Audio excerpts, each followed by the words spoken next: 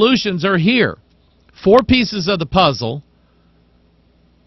earth, air, fire, water. It's witchcraft.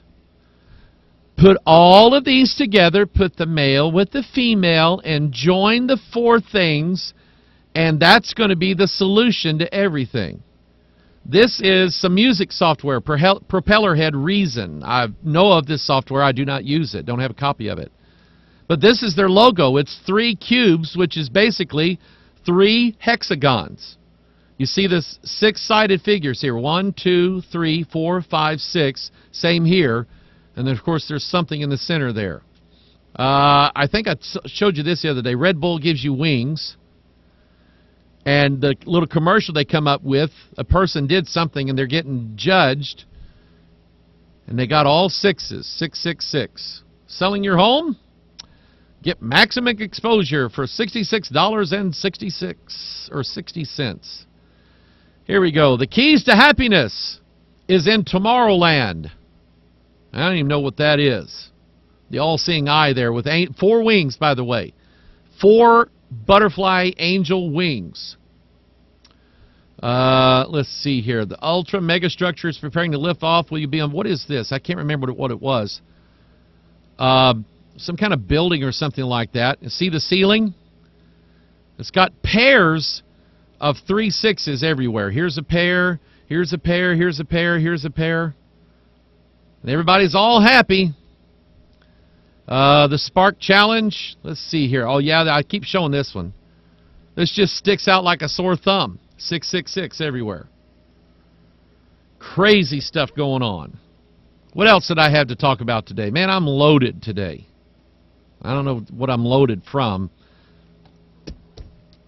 Let me do this.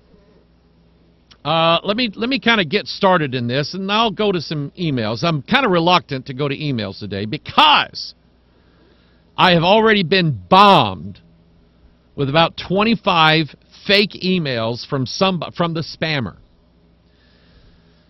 And I'm not going to say a whole lot right now, but the spammer can be detected. That's all I'm going to say. Okay? I'm not going to say anything else. I'm going to keep my mouth shut. I tweeted this earlier in the week. I wanted to do this Tuesday, and I did. I went home Tuesday, and I went to bed, is what I did Tuesday.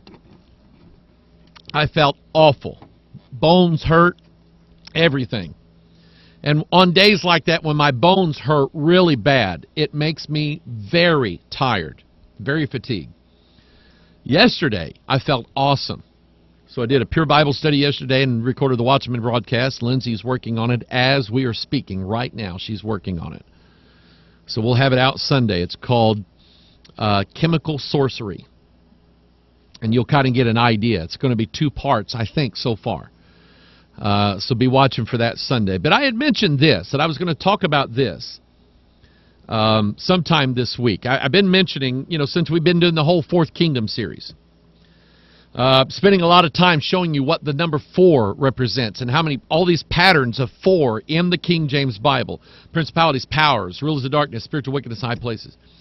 One of the numbers that I haven't really dealt with in this series, and I thought I'd just kind of lay a foundation for it, I have yet to do, I haven't done any King James Code videos in quite a while. But there's still many numbers out of the King James Bible that I want to deal with. But I haven't really talked about what exactly the number 10 is, other than just kind of giving you sort of a rough idea of what the number 10 is. First thing I want you to do, let's go to the screen here and you can kind of see what's going on. Let's look at the number 10. Go to the 10th chapter of the Bible. Go to the 10th chapter of the Bible, which would be what? Genesis 10. Very good. You guys are really good today. Genesis 10. Now, there is an error on this slide. There's an error. When I made this slide back in the early aughts, somewhere around 2004, 2005, somewhere around in there. I had miscounted the number of families that was in Genesis 10. I thought there was 70. And I went back and checked my work. And I found out that I was wrong. There's not 70 families mentioned in Genesis 10. There's 72 families mentioned in Genesis 10. So, and that is that's a bunny trail I could jump down. Manly Hall says that there's 72 stones that make up the unfinished pyramid on the back of the Great Seal of the United States of America.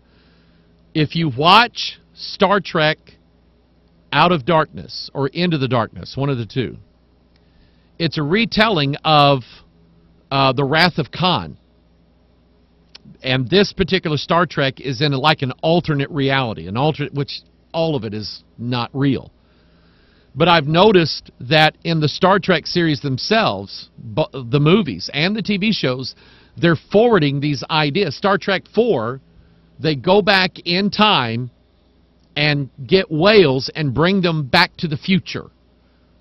The whale is a symbol of the Antichrist, is what it is. It's a big sea creature rising up out of the sea, all right?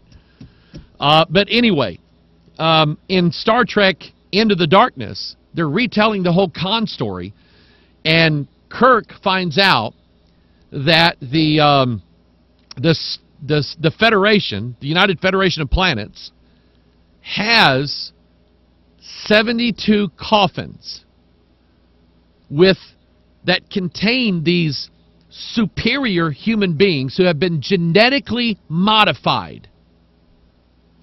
And you find out that in this retelling, instead of Spock dying in the Star Trek II, The Wrath of Khan, Kirk dies, and Bones brings him back to life by giving him a dose of Khan's blood that has been genetically modified.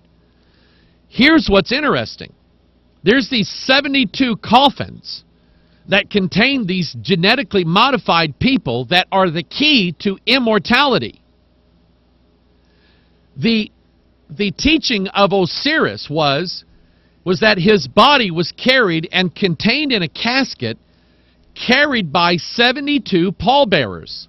So take that and go to Genesis 10 and count the families of the earth, and there are 72. And what that means is there's something in the bloodlines of humanity that's being carried about in there. But anyway, let's go back to the number 10.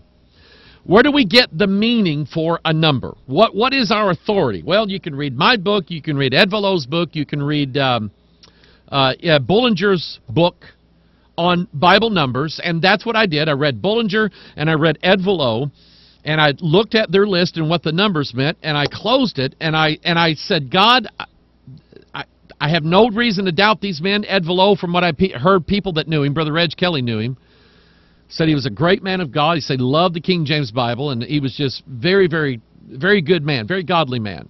And he's now gone on to be with the Lord. And I said, God, I'm sure he was a good man. Sure, he was a godly man.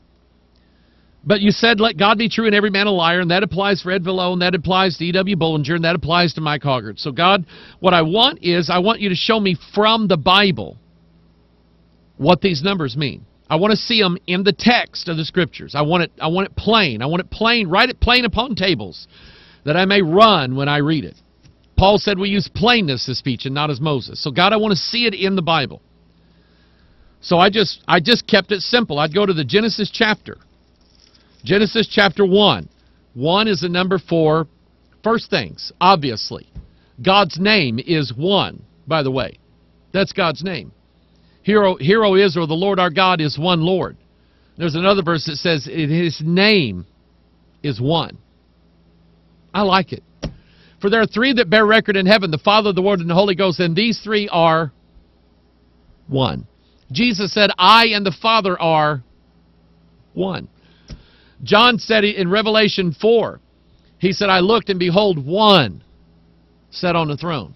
I love it. I absolutely love that. But anyway, the number 1 is the number for beginnings and first things. Seek ye first the kingdom of God and His righteousness. All right? The number 2 is the number for division. Things that are divided. They're divided into, severed, cleaved. All right? So you have Adam, who has been divided in two, and the two become one.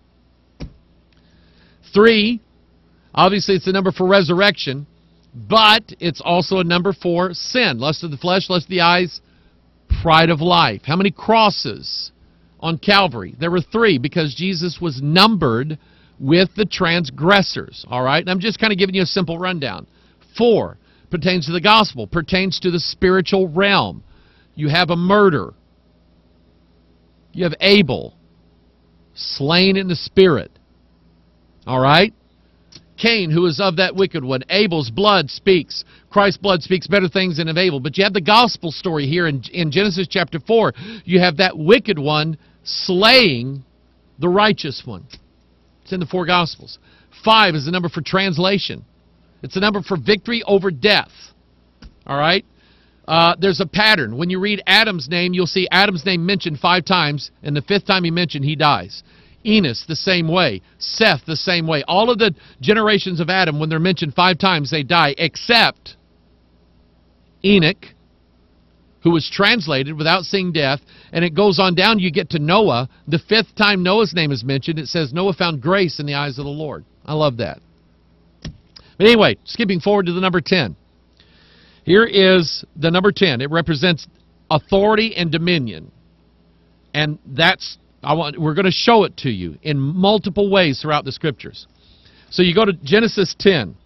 The very first time you find a king mentioned, or the word kingdom, or you find a king talked about, Nimrod. In the beginning of his kingdom was Babel and Erech and Akkad and Calneh. Count those. There's 4 of them in the land of Shinar or Sumeria. Who is it? Stitchin. Alexander Stitchin, is that his name? I've got 1 or 2 of his books. He does not believe the Bible, but he believes everything the Sumerians printed. But he won't believe the Bible. Why not? But anyway, so you have in Genesis 10, you have the first kingdom mentioned, and Nimrod being mentioned as the first king. It doesn't specifically say that he was a king, but it mentions that it was his kingdom was Babel, Erech, Akkad, and Calneh. So you know what that tells you? That there is a spiritual understanding about Nimrod and what his kingdom represents. So we go to Daniel chapter 2. We look at the 4th kingdom, and it's the 10 toes. This, Genesis 10:10, matches Daniel chapter 2. None shall want her mate. They are connected together. Let's see here. Where else can I go with this? The 70th chapter of the Bible. I counted. By the way, if you go to, let's pull up the Bible search software. Okay? You can go to, how can we do this? Let's go back here. Let's go to the 5th chapter of the Bible. We can go to the 70th chapter of the